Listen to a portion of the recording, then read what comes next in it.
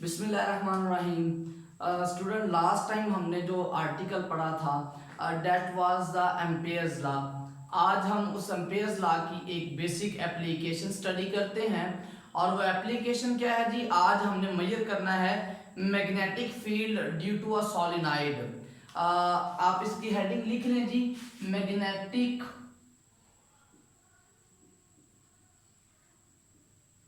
Field due to solenoid.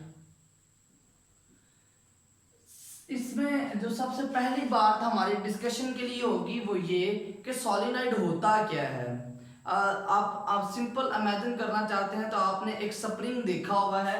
वो spring कुछ यूं होगा आपके पास। ये जो स्प्रिंग है ना student, this is solenoid in the physics. Basically हमने जब करंट को बाउंड या कर्ल बना के भेजना होता है तो हम सॉलिनॉइड इस्तेमाल करते हैं।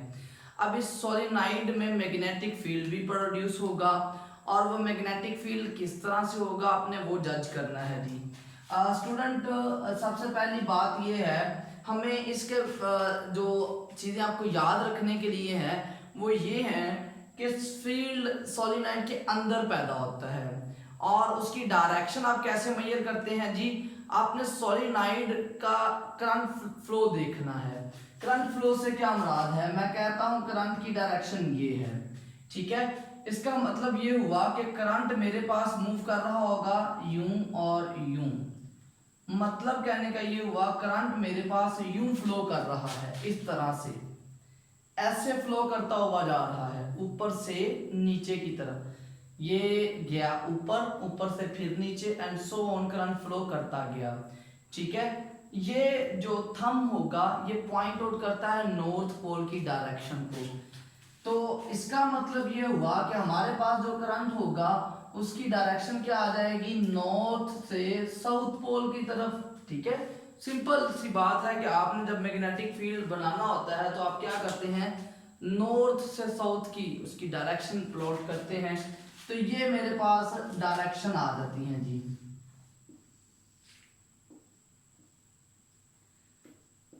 हमने इस तरह से लिया था। ये जो थंब होगा ना, ये आप जब भी रूल लिखेंगे आप कहेंगे जी करली फिंगर्स जो होती हैं वो करंट की डायरेक्शन में है। अगर करली फिंगर्स करंट की डायरेक्शन में हो तो ये नॉर्थ पोल किसको रिप्रेजेंट करता है जी? ये रिप्रेजेंट करता है, थंब रिप्रेजेंट करता है नॉर्थ पोल को। This one is a north pole, this one is a south pole. अच्छा जी, फील्ड सोलिनॉइड के अंदर है। मैं यहाँ रूल लिख भी देता हूँ। रूल में हमने क्या पढ़ा है जी? Curly fingers represent direction of current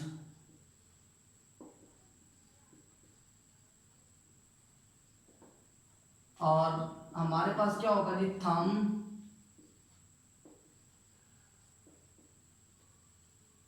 represent north pole of magnetic field. तो जो करंट जो है, अगर करली फिंगर उसकी डायरेक्शन को रिप्रेजेंट करती हैं तो जो थंब होगा वो नॉर्थ पोल को रिप्रेजेंट करेगा। अच्छा जी, इसमें आपने फाइंड आउट करना है मैग्नेटिक फील्ड। उसके लिए कहते हैं कि हम एक ले लेते हैं रेक्टेंगल, और ये रेक्टेंगल है। इस रेक्टेंगल का एक साइड जो है वो सोलिनॉइड के अंदर है, ठीक हो गया जी। हम कह देते हैं जो L1 साइड है वो सोलिनॉइड के अंदर है, L2, L3 और L4 चार साइडें हैं आपकी उस रेक्टेंगल की जो सोलिनॉइड को कवर कर रही होंगी। दो बाहर हैं और एक बिल्कुल आउटसाइड पे और एक अंदर है। अच्छा जी, अगर हम बात करते हैं जी टोटल मैग्नेटिक फील्ड की बाय एम्पेयर्स लॉ, हमें पता है कि sum of B dot delta L quantities I from 1 to n is equal to the mu naught time of current. अच्छा जी, ये बात आपने एम्पेयर्स लॉ से सीखी हुई है। आपके पास कितनी जो टर्म्स हैं वो देखते हैं बनती हैं, 4 साइड्स हैं, 1 2 3 4। इसका मतलब ये हुआ कि B1 delta L1 dot plus B2 dot delta L2 plus B3 dot delta L3 plus B4 dot delta L4 is equal to the mu naught time of current. हमने 4 टर्म्स के कॉरस्पॉन्डिंगली उनकी values लिखी हैं। अब इनकी जज करेंगे कौन कौन सी चीजें हैं जी। हम लेंथ की डायरेक्शन वही लेते हैं जो कि मैग्नेटिक फील्ड की डायरेक्शन भी है। तो आपके पास B1 delta L1 is equal to the B delta L cos of theta. और यहाँ पर इस लेंथ 1 में दोनों मैग्नेटिक फील्ड और जो लेंथ है एक ही डायरेक्शन में है, तो आपके पास कॉस जो 0 होता है दैट इज 1। अब बात करते हैं जी B2 और B3। चूंकि ये परपेंडिकुलर हैं, आपका मैग्नेटिक फील्ड इस तरह से है और लेंथ उसके परपेंडिकुलर है, लिहाजा आपके पास B2 dot delta L2 is equal to the B3 dot delta L3 that is equal to the 0। ये जो दोनों साइड्स हैं यहाँ पर आपके पास मैग्नेटिक फील्ड 0 क्यों है कि cos 90 इक्वल टू 0 हो जाता है। आप इनकी डॉट प्रोडक्ट लें और डॉट प्रोडक्ट लेने से आपके पास मैग्नेटिक फील्ड क्या हो जाता है, 0 हो जाता है। अच्छा जी, उसके बाद क्या आ जाता है जी, उसके बाद आ जाता है, आगे देखते हैं इसको। आगे क्या आ जाता है जी, हमारे पास बी फोर्थ वर्क के बारे में आपने डिस्कस करना है। Now L4 is out of field, so B dot L4 is equal to the 0। चूंकि आपके पास जो लेंथ 4 है वो फील्ड से बाहर है, लिहाजा आपके पास वो टर्म भी क्या होगी, 0।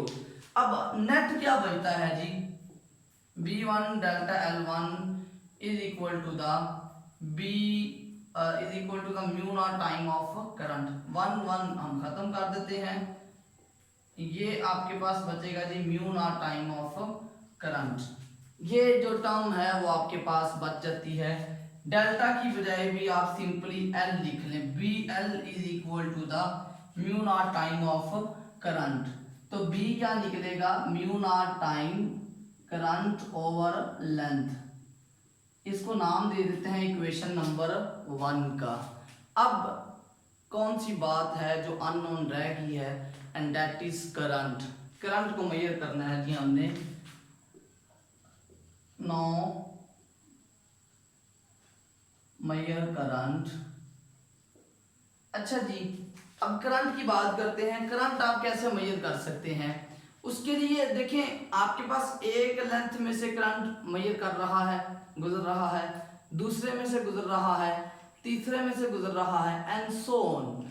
आपके पास कितने एक टर्म में से करंट गुजरा, दूसरे में से गुजरा, तीसरे में से गुजरा, तो आपके पास टोटल करंट कितना आ जाएगा जी,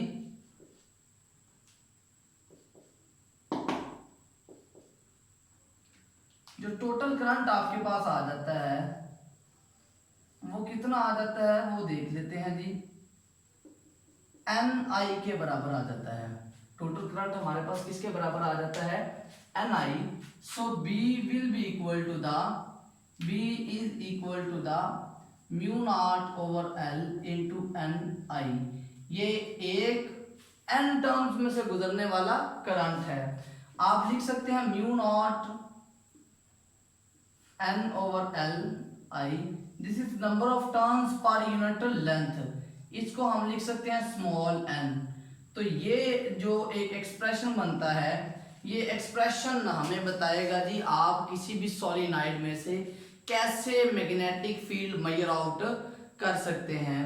तो ये फाइनल एक्सप्रेशन है जिसमें कोई भी चीज़ मजीद अननोन नहीं है।